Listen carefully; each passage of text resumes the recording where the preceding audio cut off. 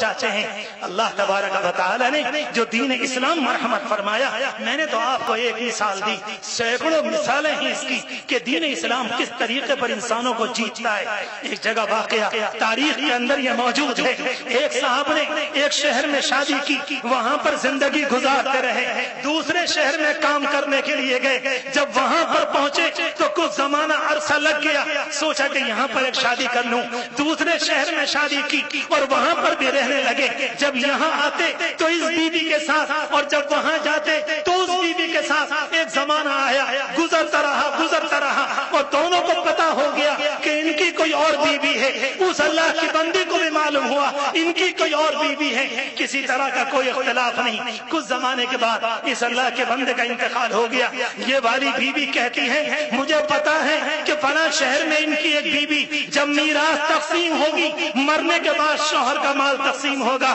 اکیلے میرا نہیں ہوگا بلکہ میرے ساتھ ایک میری سوگن بھی ہے، اس کو بھی اس کا مال پہنچا کر آؤ۔ اس کو دین اسلام کہتے ہیں کہ گھر والے نہیں جانتے مگر سوگن کہتی ہے کہ اس کا مال اس کو پہنچا کر آؤ۔ اور جب لوگ یہاں سے لے کر گئے کہ تمہارے شوہر کا انتقال ہو گیا، تم دونوں کے حصے میں اتنا مال آیا تھا وہ تم کو یہ دے کر چلے گئے، وہ اللہ کی بندی کہتی ہے کہ بڑی نیک خاتون ہے، اس نے میرا مال مجھ کو دیا مگر شاید اسے نہیں معلوم مرنے سے ایک ہفتہ پہلے مجھے طلاق دے دی تھی، میں محروم ہو گئی، ان کی میراث مجھے نہیں ملے گی، اس سے جا کر کہہ دو کہ مبارک ہو، یہ سارے کا سارا مال تمہارا ہے۔ یہ کام کروانے والا یہ بیچ میں دین اسلام ہے، اس کے علاوہ دنیا کا کوئی نظام نہیں۔ جو میں نے شروع میں عرض کیا، اللہ کے رسول علیہ السلام نے فرمایا میں نے اللہ کو دل کی خوشی کے ساتھ مانا اور میں نے دین اسلام کو دل کی خوشی کے ساتھ مانا۔ میرے جوانوں ذرا سوچو تو صحیح، اسلام کتنا خوبصورت بناتا ہے، صبح کو منہ ہاتھ دھلواتا ہے، کلی کرواتا ہے، ہمیں اور آپ کو استنجے کا طریقہ دیتا ہے، ہمارے گناہ نکل جاتے ہیں، پلکوں کے اندر کے گناہ نکلتے ہیں، زبان کے اندر کے گناہ نکلتے ہیں، کانوں کے اندر کے گناہ نکلتے ہیں، ہاتھ دھوتے ہاتھ کے گناہ نکلتے ہیں، پاؤں دھوتے ہیں پاؤں کے گناہ نکلتے ہیں، اور سر کو اگر مسا کرتے ہیں تو سر کے خیالات نکلتے ہیں۔ دنیا میں اپنے ماننے والوں کو اتنا اسمارٹ کون سا دین بنائے گا جتنا دین اسلام بنایا کرتا ہے۔ اس کو غلامی نہیں کہتے، اس کو دل سے کہیں اے اللہ میں نے دل کی خوشی کے ساتھ تیرے دین کو اپنا دین جانا، تیرے قانون کو اپنا قانون۔ دو باتیں ہوئی اور تیسری بات جلدی سے عرض کروں، حضور پاک علیہ السلام کے متعلق ایک بندہ یہ کہے میں نے آپ کے نبی کو اپنا رسول تسلیم کر لیا۔ دل کی خوشی کے ساتھ تین باتیں میں نے عرض کی جو حضور پاک علیہ السلام نے فرمائی، ہم نے رسول کو مانا دل کی خوشی کے ساتھ۔ زندگی بغیر آئیڈیل کے نہیں گزرتی، زندگی بغیر نمونے کے نہیں گزرتی، ایک طریقہ ہو سامنے جہاں ہم اور آپ زندگی گزاریں، جو ہمیں پہننے کا طریقہ دے، جو ہمیں کھانے کا طریقہ دے، جو ہمیں دیکھنے کا طریقہ دے، کیا دیکھنا ہے اور کیا نہیں دیکھنا، کیا سننا ہے اور کیا نہیں سننا، کیا کھانا ہے اور کیا نہیں کھانا، کیا پینا ہے اور کیا نہیں پینا۔ یہ والی بات پیغمبر کے سوا دنیا میں کوئی اور نہیں دے سکتا، کیونکہ ان کی تربیت رب العالمین فرماتا ہے اور وہ انسانوں کی تربیت کرتے ہیں۔ اس لیے ہم اور آپ کہتے ہیں وبالاسلام دینا وبسیدنا محمد صلی اللہ علیہ وسلم نبیا و رسولا۔ میں نے دل کی خوشی کے ساتھ ان کو اپنا نبی اپنا رہبر تسلیم کر لیا۔ آخری بات آپ سے کہہ دوں، اس کے بعد ہم اور آپ دعا کر کے یا جو بھی پروگرام ہو یہاں سے رخصت ہو، اللہ کے رسول علیہ السلام کی محبت پر کبھی غور کریں آپ، امت کے ساتھ کتنی محبت، امت کے ساتھ کتنا تعلق، امت کے ساتھ کتنا پیار۔ رب العالمین نے آپ کو 13 سالہ مکے کی زندگی دی، 10 سالہ مدینے کی زندگی دی، آپ اوپر بلائے گئے، آسمانوں کی بلندیوں کو پار کر کے، آپ ساتوں آسمان کو پار کر کے رب العالمین کے دربار میں حاضر ہیں۔ اللہ تبارک و تعالی کے سامنے رب العالمین کے دربار میں جیسے ہی آپ وہاں پہنچے، قرآن مجید کہتا ہے فَكَانَ قَابَ قَوْسَيْنِ أَوْ أَدْنَىٰ، فَكَانَ قَابَ قَوْسَيْنِ أَوْ أَدْنَىٰ۔ کیا مطلب؟ جس طرح سے دو کمانیں قریب ہو جاتی ہیں، دو کمانیں قریب ہو جاتی ہیں یا اس سے اور قریب، آپ اور قریب اور قریب اور قریب قریب. اس کے بعد قرآن نے فل اسٹاپ کر دیا. کتنے قریب ہوئے اللہ نہیں بتانا چاہتا. قرآن نے موضوع کو بند کر دیا کہ اللہ کے دربار میں حاضر ہیں. حضور پاک علیہ السلام جب اللہ کے دربار میں پہنچے اس موقع پر آپ کی زبان سے جملہ نکلا التحیات للہ التحیات للہ. تمام تعریفیں اللہ کے لیے. والطیبات والصلوات رب العالمین کے لیے اچھائیاں, رب العالمین کی نعمتیں, رب العالمین کے لیے تمام سلامتیاں. ایک اللہ کا بندہ سارے نبیوں کے سردار مقصود کائنات اللہ کے دربار میں بیٹھ کر رب العالمین کے دربار میں اپنی جانب سے محبت کا تحفہ پیش کر رہے ہیں. آپ معراج میں تشریف لے گئے, وہاں جا کر یہ جملے بولے.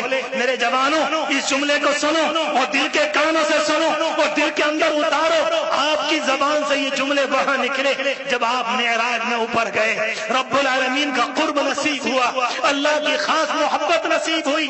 ہم اور آپ جب نماز پڑھتے ہیں ہم سے کہا گیا جب نماز پڑھو تو سبحانک اللہم اور اس کے بعد پوری نماز, اور جب التحیات کے موقع پر بیٹھو ہم نے اور آپ نے اپنی زبان سے وہی جملہ نکالا التحیات للہ التحیات للہ. جو جملے اللہ کے رسول کی زبان سے اللہ کے دربار میں نکلے ہمیں اور آپ کو اتنا اٹھایا, ہمیں اور آپ کو اتنا اٹھایا, اتنا اٹھایا, اتنا اٹھایا کہ رب العالمین کے قریب کر دیا کہ ایمان والا اپنی نماز میں حالت معراج میں ہوتا ہے. ان کی معراج وہ تھی, میری اور آپ کی معراج یہ ہے. اس لیے حدیث شریف میں فرمایا نماز ایمان والے کی معراج, نماز ایمان والے کی معراج. اور ہم سے اور آپ سے کہا گیا التحیات للہ. ایک جملہ وہ جو آپ کی زبان سے باہر نکلا وہی جملہ ہم ادا کرتے ہیں. کتنا امت کو بڑھایا, کتنا امت کو بلند کیا.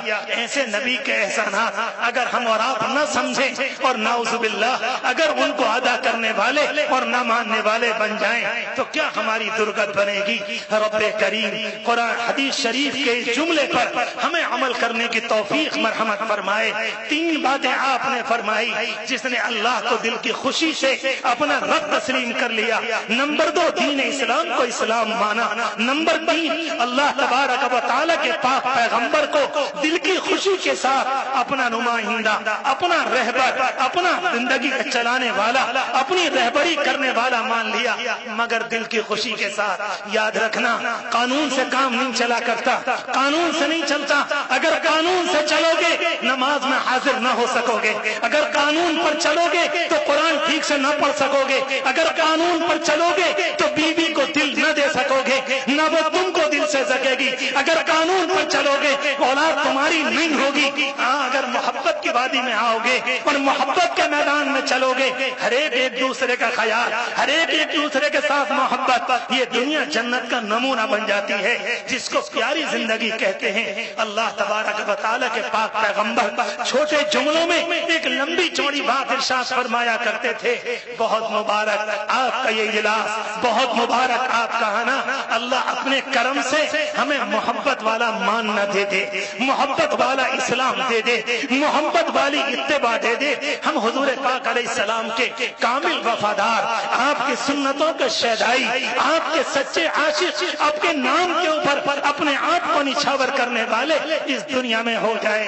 بہت پیارا ہے اللہ. میں نے شروع میں عرض کیا اللہ کسی کو دھکا نہیں دیتا, اللہ کسی کو برا نہیں کہتا, رب العالمین اپنے دروازے سے نہیں دھتکارتا. آخری بات کہہ دوں اس کے بعد روانہ ہوں کہ بعض جگہ اس طرح کے واقعات ملتے ہیں. اس دنیا کے اندر ایک نوجوان نے بڑے گناہ کیے, بہت گناہ کیے. حضور پاک علیہ السلام کے پاس آیا, اللہ کے رسول علیہ السلام بیٹھے ہوئے تھے, اپنی کمر کو پکڑ لیا اور پکڑنے کے بعد کہتا ہے واہ ذنوبا, ہائے میرے گناہ, ہائے میرے گناہ, میری کمر توڑ دی, میری کمر توڑ دی, میرے گناہ نے میری کمر توڑ دی. حضور پاک علیہ السلام سمجھ گئے لگتا ہے کہ بہت گناہ کیے ہیں. آپ کے سامنے آیا, نماز کا وقت ہوا, آپ نے نماز پڑھی, اس کے بعد فرمایا کہاں ہے وہ نوجوان جو یہ کہہ رہا تھا. کھڑا ہو گیا اللہ کا بندہ, جی اللہ کے رسول میں حاضر ہوں. فرمایا کہ تم یہ کہہ رہے تھے کہ جی میں کہہ رہا تھا. فرمایا کہ یوں کہو اے اللہ تیری मग़फ़िरत मेरे गुनाहों से ज्यादा है, तेरी मग़फ़िरत मेरे गुनाहों से ज्यादा है, तेरी मग़फ़िरत मेरे गुनाहों से ज्यादा है। 3 मरतबा आपने कहलाया और उसके बाद कहा कि ये कहो मुझे तेरी रहमत की उम्मीद अपने अमल के मुकाबले में ज्यादा है, तेरी रहमत की उम्मीद अपने अमल के मुकाबले में ज्यादा है। आपने 3 मरतबा ये जुमला कहलाया और जब उस बंदे ने कह दिया आपने फरमाया कुम कद गफरल्लाहु लक, जाओ चले जाओ, अल्लाह ने तुम्हारे गुनाह माफ कर दिए, अल्लाह ने तुम्हारे गुनाह माफ कर दिए। वो रब्बे करीम इतना करीम, अगर इंसान सच्ची तौबा कर ले अल्लाह उसको माफ करता है। ये जिंदगी पुरअसरार है, ये जिंदगी राजों से भरी हुई है। मैं और आप जब जिंदगी गुजारेंगे दुनिया में 2 ही काम होंगे, या तो हम कोई नेक काम करेंगे या कोई हम बुरा काम करेंगे। अगर बुरा काम करेंगे दिल पर एक काला धब्बा आएगा, नेक काम करेंगे अल्लाह की मोहब्बत आएगी। अगर गंदा काम करेंगे दिल पर धब्बा आएगा। किसी को देखा एक धब्बा, झूठ बोला एक धब्बा, किसी की खुशी को देखकर खुश न हुए दिल पर एक धब्बा, गीबत की एक धब्बा। हम इतने बड़े बावले हो जाते हैं गीबत करने के मौके पर, कभी इधर को देखा कभी इधर को देखा, कोई सुन तो नहीं रहा है और उसके बाद चुपके से गीबत करते हैं। हमसे बड़ा तो पागल अच्छा होगा जो चौराहे पर बड़बड़ाता है। ये नहीं सोचते जो सुनने वाला सुन रहा है वो तो खूब सुनना है। किससे छुपा रहे हो, किससे अपने आप को बचा रहे हो, किससे अपने आप को बचा रहे हो? बचना तो उससे चाहिए और उससे बचने का एक तरीका, हम कोई गुनाह ना करें, हम कोई गुनाह ना करें। याद रखें अच्छे काम करेंगे दिल में उजाला आएगा, गंदे काम करेंगे और सुनो कान खोल कर कहकर जा रहा हूँ, कान खोल कर सुनो, अगर अल्लामा करेंगे उनके दिल पर धब्बा आएगा, हाफिज साहब करेंगे झूठ बोलेंगे उनके दिल पर धब्बा आएगा, हम जैसे आलिम लोग करेंगे उनके दिल पर धब्बा आएगा, वलियों की औलाद करेगी उनके दिल पर धब्बा आएगा। ये अल्लाह का कानून है। अगर कोई इंसान ये चाहे मुझे कैसे पता चले कि मेरा दिल काला हो गया या नहीं हुआ, या मेरे दिल में उजाला है या मेरे दिल में कालापन है, मुझे कैसे पता चले?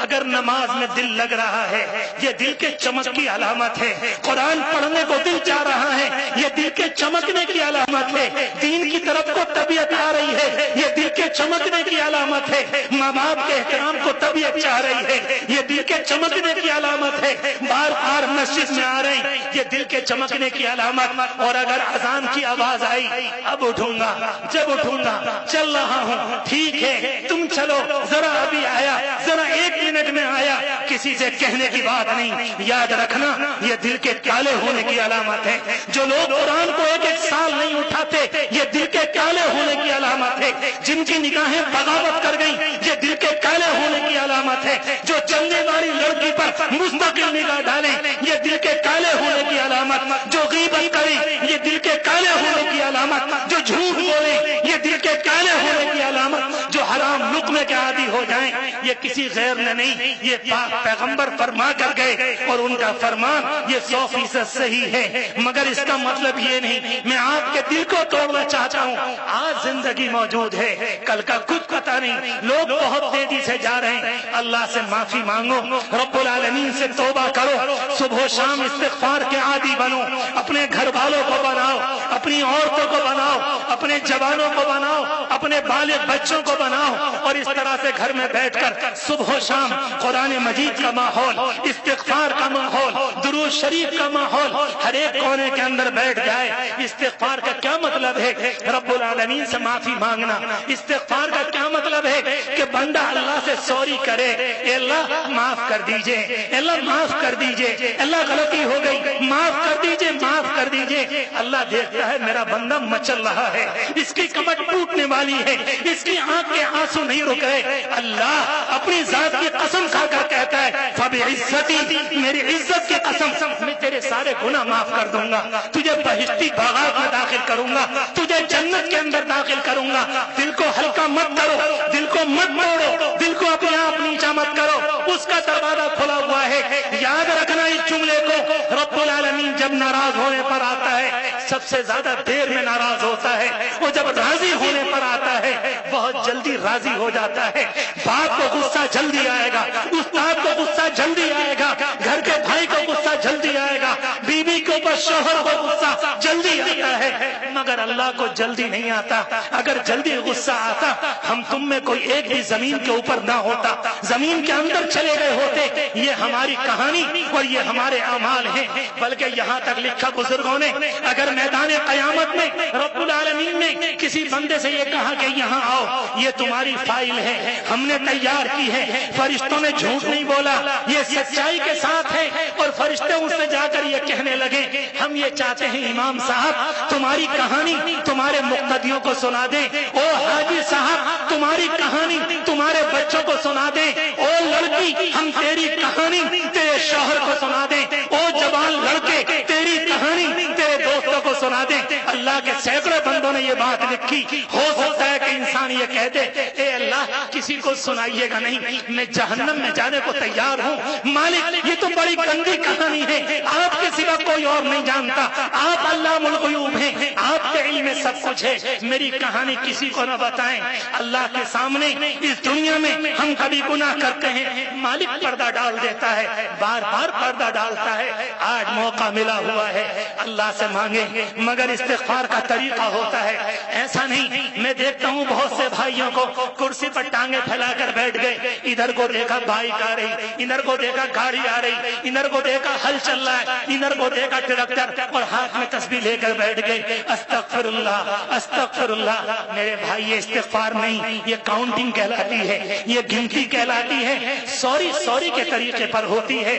ہمارے بچپن میں اگر ہماری سائیکل کا پہیا کبھی کسی کی ٹانگ میں لگ گیا، ان کے سامنے کھڑے ہو گئے، معلوم تھا کہ اگر معافی نہیں مانگیں گے دو چانٹے اب پڑے، اور جب پڑے ہم کہتے ہیں بابو جی معاف کر دیجئے۔ آنکھوں میں بھی شرم، گالوں میں بھی شرم، منہ پر بھی شرم، پیشانی میں بھی شرم، اور سر جھکا کر کھڑے ہو گئے، معاف کر دیجئے۔ اس کو کہتے ہیں استغفار، اس کو کہتے ہیں اللہ سے معافی، اس کو کہتے ہیں اس کو راضی کرنے کی کوشش۔ کبھی کبھی پولیس کے 15-20 آدمی کسی چور کے اوپر ڈنڈا بجاتے ہیں اور وہ کہتا بابو جی معاف کر دیجئے، اب نہیں کروں گا۔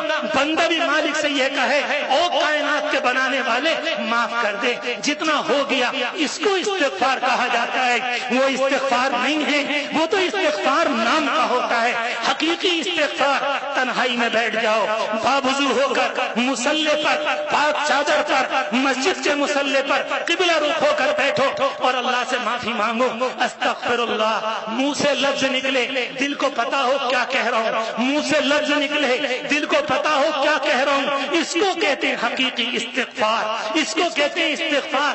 اللہ سے معافی مانگ لی، اس کے بعد درود شریف کم سے کم 300 مرتبہ صبح، کم سے کم 300 مرتبہ شام کو، کچھ کم زیادہ کر لیں، اگر موقع ہے تو 200 یا 300، اگر کبھی کم رہ گیا ٹھیک ہے 150 کر لیں، مگر اللہ سے معافی مانگیں۔ درود شریف صبح و شام، صبح و شام کر لیں۔ اسی طرح سے تیسرا کلمہ، ان 3 چیزوں کا اپنے آپ کو عادی بناؤ، قرآن مجید کی تلاوت کا عادی بناؤ، اپنے بچوں کو نماز کا عادی بناؤ، خود نماز کے عادی بنو، پھر دیکھو انشاءاللہ گھر میں کیسی محبتیں آئیں گی، گھر میں برکتیں آئیں گی، کھیتیوں میں برکتیں ہوں گی، صحتیں ہوں گی، رب العالمین راضی ہوگا۔ اللہ تبارک و تعالی آپ کے اس جلسے کو ہم سب کے لیے معافی کا ذریعہ بنا دے، ہماری توبہ کے قبول ہونے کا ذریعہ بنا دے۔ مبارک ہیں آپ، مبارک ہیں آپ کے گاؤں کے لوگ، مبارک ہیں جلسے کے ذمہ دار، ہزار بار مبارک ان معاونین کو اور جلسہ کرنے والوں کو جنہوں نے اس گناہگار کو آپ کے سامنے یہ بات کرنے کا موقع دیا۔ رب کریم اپنے کرم سے ہم سب کو عمل کی توفیق مرحمت فرمائے۔ وآخر دعوانا ان الحمدللہ رب العالمین۔ عمران بھائی یہ مطلب ابھی دیکھا جائے تو کافی ضرورت ہے مطلب فنڈ کی، جو یہ سارے کام ابھی رکے پڑے۔ اصل میں جیسے کہ میں نے پہلے بتایا کہ اس علاقے کے اندر علم دین حاصل کرنے کا شوق بہت کم تھا، جذبہ بہت کم تھا، لہذا لوگوں کے کم ہونے کی بنیاد پر حقیقت میں یہاں تعمیر کی بہت زیادہ سخت ضرورت ہے، لیکن چند لوگ ہیں اس بنیاد پر انہوں نے کافی جد و جہد کے ساتھ اس تعمیر کو کرایا، اور یہ تعمیر کرنی بھی ان کے لیے کافی مشکل ہو گئی، لہذا اب اس مدرسے کے لیے تعمیر کی بہت زیادہ سخت ضرورت ہے۔ تو اگر آپ یو پی میں ہیں اور ڈسٹرکٹ سنبل میں شہباز پور کلا میں آپ دیکھ سکتے ہیں، میں آپ سے کوئی ایسا تو نہیں اپیل کر سکتا، لیکن اگر آپ کو لگے تو آپ عمران بھائی سے کانٹیکٹ کر سکتے ہیں میرے کانٹیکٹ کے ذریعے، اور یہاں پر کچھ بھی آپ جو بھی ہو سکے آپ جو بھی فنڈ ہے وہ دے سکتے ہیں تاکہ بچے دینی تعلیم حاصل کریں۔ آپ دیکھ سکتے ہیں آپ اپنے زندگی میں لاکھوں روپے خرچ کرتے ہیں، لیکن آپ یہ دیکھیے گا کہ اگر یہ مدرسے بن جائیں گے جہاں لوگ دینی تعلیم حاصل کریں گے تو آپ سوچئے گا کتنی بڑی خدمت ہوگی اور آپ کے لیے جزائے خیر ہوگا، آنے والی جو زندگی ہے اس کے لیے آپ کو بہت فائدہ ہوگا۔ تو آپ دیکھ سکتے ہیں یہ ہے شہباز پور کلا کا مدرسہ اور مسجد، جہاں مسجد تعمیر ہو گئی ہے لیکن مدرسہ آج بھی ابھی زیر تعمیر ہے، اور بچے سب سے بڑی بات ہے زیر تعمیر ہونے کے باوجود بھی ایسا نہیں ہے، بچوں یہاں سے پڑھ رہے ہیں، اور کل 4 بچے کی دستار بندی ہوئی۔ تو کیمرہ پرسن مناف کے ساتھ شفیق خان، وقت میڈیا کے لیے شہباز پور کلا سے۔